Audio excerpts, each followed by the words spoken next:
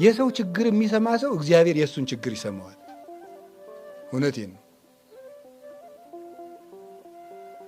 የጌዲዮን ልጅ ቁሞ ምንድን ነበር ያለ?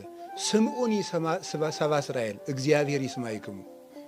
የእስራኤል ሰዎች እኔን ስሙኝ እናንተንም እግዚአብሔር ምን ይበላችኋል? ይስማችኋል። ሰውን ስንሰማ እግዚአብሔር ይሰማል። ሰውን ዝም ብላችሁ ሳትፈርዱ፣ ወጉን ሳትተነትኑ፣ መልስ ሳታዘጋጁ ዝም ብላችሁ ጭንቀቱን ስሙት። ያ እኛንም የሚሰማ ሰው ይጥልልናል። መድኃኒዓለም የሰው ችግር መስማት፣ የቤተ ክርስቲያንን ታሪክ መስማት፣ ትምህርት መስማት ጆሮ፣ አይን ደግሞ መጽሐፍ ማገላበጥ። አይን እኮ ኩል አለው ታውቃላችሁ? የአይን ኩሉ የእግዚአብሔር ቃል ነው የሚኳለው።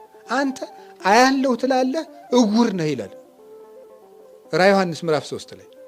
አያለው ትላለህ እውር ነህ፣ ከእኔ ዘንድ ያለውን ኩል ግዛ አይንህ እንዲጠራልህ ይላል። ያ ኩል ምንድን ነው? ወንጌል ነው።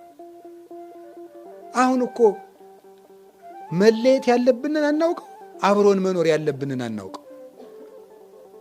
ወዳጅ አይታወቅ፣ ጠላት አይታወቅ፣ ሩቁን አናውቀው፣ ቅርቡን አናውቀው፣ ሲመክሩብን አናውቅ፣ ሲመክሩን አናውቅ።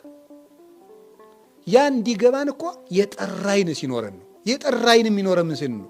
አይናችን ሲኳል ነው። የምንኳለው ምንድን ነው? የክርስቶስን ወንጌል ነው። ያ አይን አጥርተን እንድናይ ያስችለናል። ስለዚህ መጽሐፍ አንብቡ፣ መጽሐፍ አንብቡ። መጽሐፍ ስታነቡ እንቅልፋችሁ ከመጣ አንብቡ። ዝም ብላችሁ ድገሙበት። ነገር ይሄ ተቆል ዛሬ ስታነቡ እንቅልፋችሁ ይመጣል፣ ነገም ድገሙበት፣ ከነገ ወዲያም ደግሞ ከደገመ ድገሙበት። ዝም ሰይጣን እንደ ሰው ነው፣ ይሰለቻል፣ ጽናት አይወድም። አይ እንግዲህ ሰውዬ ጋር ጭቃጭቄ ብሎ ይተዋቸዋል። እዚያ ለተወሰነ ቀን ግን ይፈትናቸዋል። ስለዚህ መጽሐፍ በደንብ አድርገን እናነብ። እያንቀለፋችሁ ቢሆን አንብቡ፣ ደግሞ ከዛ አንብቡ።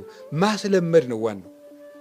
እባካችሁ አንብቡ፣ እባካችሁ አንብቡ፣ እባካችሁ አንብቡ። እውነቴን ነው፣ አንብቡ። ብታነቡ ምን አለ እንዲሁ ብታስቀምጡት። እንዲሁ እዚህ መቼ ትልቅ ሰው እንደሚያደርጋችሁ እኮ አታውቁም። የእግዚአብሔር ቃል ያሳድጋል። እውነቴን ነው፣ እንዳይመስላችሁ። ምናልባት እኛ ስንቀየርለት ስላላያችሁ ሊሆን ይችላል።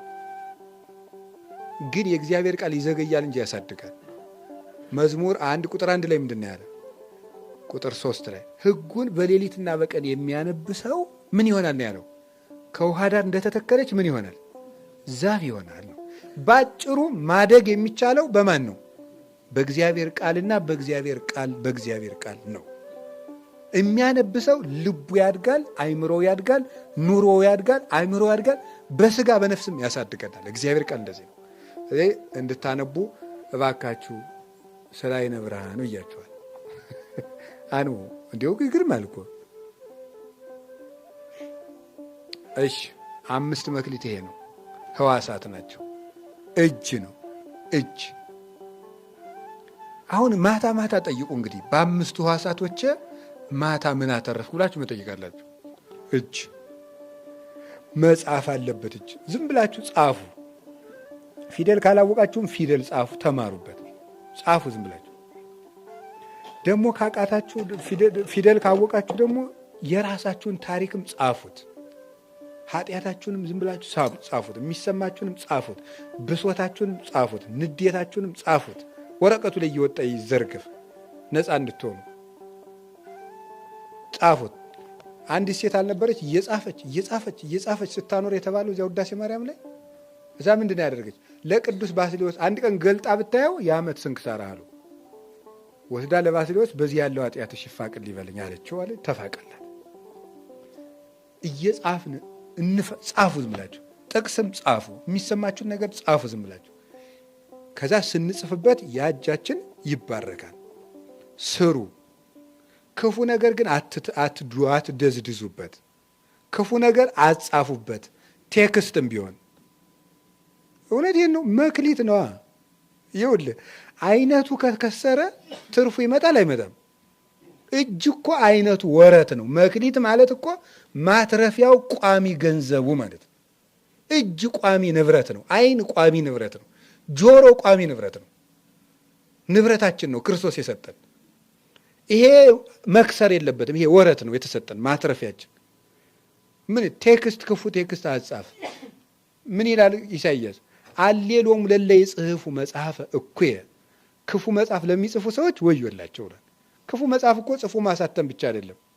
ክፉ ቴክስት መጽሐፍ፣ ሰውን ርር የሚያደርግ ቴክስት መጽሐፍ፣ አትሞላጫ አሌባ ምናምን ሰው ትመስላለህ እያሉ መቼም አያገኘኝ እያላችሁ በቴክስት ስትረመርሙ እየዋላችሁ የሰው ልብ፣ ይሄ ነውር ነው። እጃችሁን ከርክሙ፣ እጃችሁን ከዚያ ታተርፉበታለን። ጻፉ፣ ስሩ፣ ቆረጡ። ስራ ከሌላችሁ ከሚሰራ ሰው ቢሆን እዳችሁ ተጨምራችሁ ስሩ። ቢያ ነው መድኃኒቱ። ይህን ስናደርግ እጃችን